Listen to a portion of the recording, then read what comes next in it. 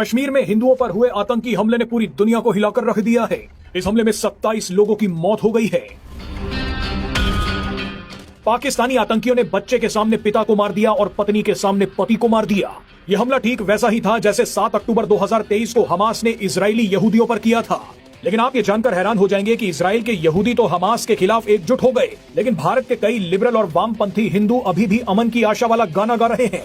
ये अभी भी पाकिस्तान पर विश्वास और भारत पर शक कर रहे हैं।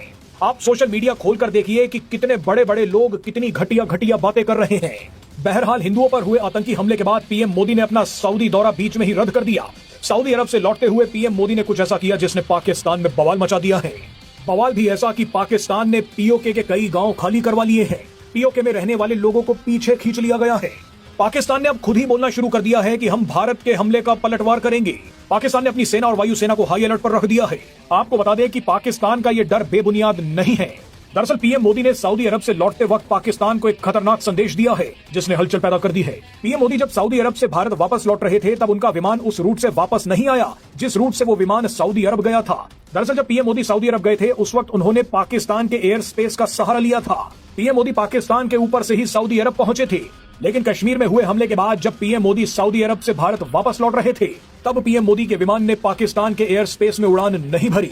इस एक घटना ने पाकिस्तान की हवाइयां उड़ा दी, लेकिन इसके बाद जो हुआ उसने तो पाकिस्तान की जमीन हिलाकर रख दी।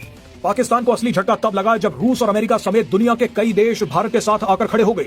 जिस तेजी से दुनिया के बड़े बड़े देशों ने भारत को अपना समर्थन दिया उसकी उम्मीद पाकिस्तान को नहीं थी। इजराइल, रूस, America, Iran, Armenia, Germany, Spain और यहाँ तक कि चीन ने जिस तरह से इस घटना की निंदा की है उसने पाकिस्तान को टेंशन में डाल दिया है। पाकिस्तान के डिफेंस एक्सपर्ट इसे बिल्कुल भी सामान्य घटना नहीं मान रहे। पाकिस्तानी डिफेंस एक्सपर्ट्स ने कहा है कि हमें इजराइल, रूस और अमेरिका के बयान पर ध्यान देना चाहिए।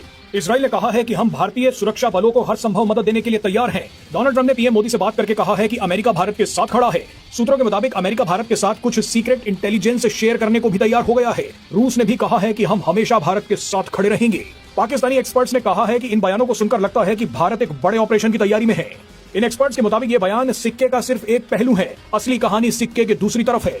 ये बयान दरअसल उस एक्शन का समर्थन है जो भारत लेने वाला है। इन देशों ने पहले ही बता दिया है कि भारत अगर पाकिस्तान के खिलाफ कोई भी एक्शन लेता है तो हम खामोश रहेंगे।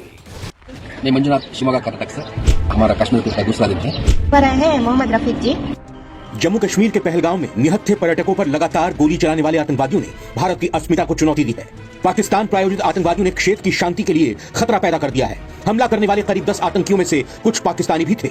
निहत्थे सैलानियों को इन आतंकवादियों ने अत्याधुनिक राइफलों से बेरहमी से मार डाला। सूत्रों के हवाले से 28 लोगों की अब तक मौत की खबर सामने आ रही है। हालांकि आधिकारिक पुष्टि होना अभी बाकी है।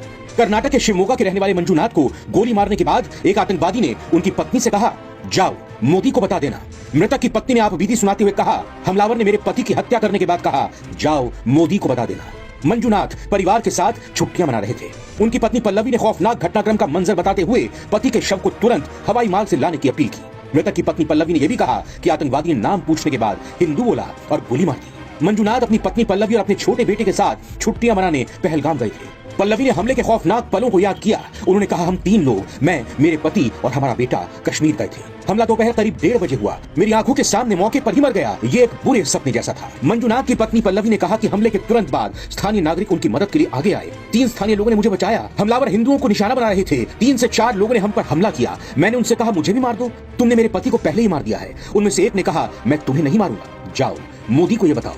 आतंकी हमले में मारे गए मंजुनाथ की मौत से पहले का एक वीडियो सामने आया है जिसमें देखा जा सकता है कि मंजुनाथ अपनी पत्नी पल्लवी के साथ कितने खुश नजर आ रहे हैं। वो शिकारे में घूम रहे हैं और कश्मीर की सुंदरता की बड़ी तारीफ कर रहे हैं। देखिए वीडियो। मैं मंजुनाथ, शिमोगा, कर्नाटक से। हम इंडियन ट्रैवल स्टोर्स में बुक करके कश्मीर प्रवास में आए हैं। अब हमारा कश्मीर का दूसरा दिन है। कल हम बोट हाउस में ठहरे थे। बोट हाउस तो बहुत अच्छा था। अब हम शिकारा राइड कर रहे हैं। शिकारा राइड कर रहे हैं कश्मीर में। शिकारा राइड करवा रहे हैं मोहम्मद रफीक जी। साथ ही आतंकी हमले में